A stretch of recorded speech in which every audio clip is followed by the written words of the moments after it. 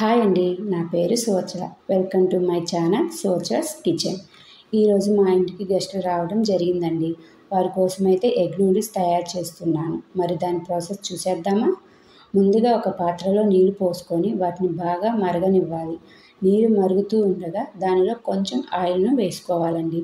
దీనివలన నూడిల్స్ ఒకదానికొకటి అతుక్కోకుండా ఉంటాయి. అలాగే 2 టేబుల్ స్పూన్ ఉప్పును కూడా వేసుకోవాలి. తర్వాత నూడిల్స్ ప్యాకెట్లోని నూడిల్స్ను ఆ నీటిలో వేసుకోవాలి. నూడిల్స్ విడిగా ఏ సూపర్ మార్కెట్లో అయినా మనకి ఈజీగా దొరుకుతాయండి. అలా విరక్కొట్టి వేసిన నూడిల్స్ని కొంచెం కొంచెం ఉడుకుతూ ఉంటుంది. మధ్య మధ్యలో మనం తిప్పుకుంటూ ఉండాలండి.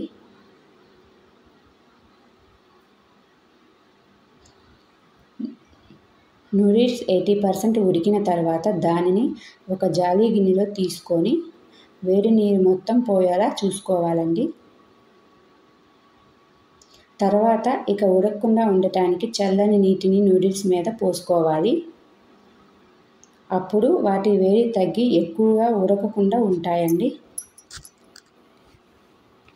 నూడిల్స్ చల్లారిన తర్వాత వాటి మీద లైట్గా ఆయిల్ చల్లుకుంటే అవి ఒకదానికొకటి అతుక్కోకుండా ఉంటాయండి. తర్వాత ఒక పెద్ద పాత్ర తీసుకొని దానిలో కొంత ఆయిల్ పోసుకుందాం.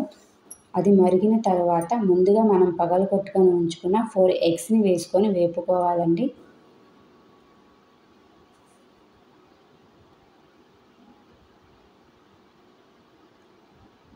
అది కొంచెం వేగిందనక ఉల్లిపాయలను కట్ చేసుకొని వేసుకోవాలండి. అవి తిప్పుకుంటూ ఉండాలి.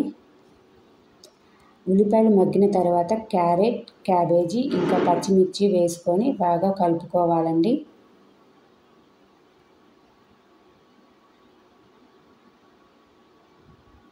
అలాగే రుచికి తగినంత ఉప్పును వేసుకోవాలి. అలాగే కారం కూడా వేసుకోవాలి. బాగా కలుపుకుంటూ ఉండాలి.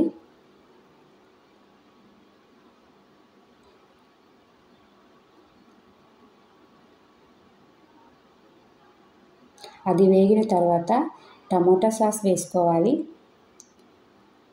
అలాగే చిల్లీ సాస్ కూడా వేసుకోవాలి. అలాగే వెనిగర్ కూడా వేసుకోవాలి. అలాగే సోయా సాస్ వేసి బాగా కలుపుకోవాలండి. మిశ్రమం అంతా బాగా కలుపుకోవాలి.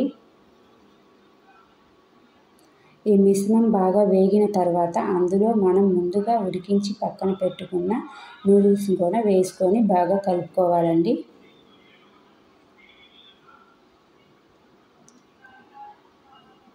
నాకైతే క్వాంటిటీ ఎక్కువగా ఉంది కాబట్టి నేను 2 గరిటెలతో నూడిల్స్ను కలుపుకుంటున్నానండి.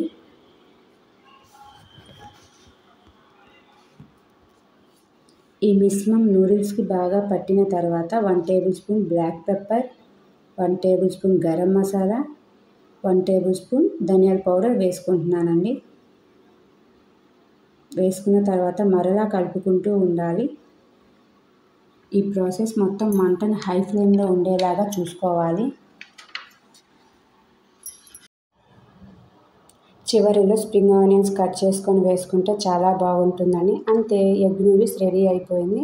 దీన్ని టమాటా సాస్ సర్వ్ చేసుకుంటే చాలా బాగుంటుంది. ఒక్కసారి మీరు కూడా ట్రై చేసి చూడండి. Thank you. Okay, bye.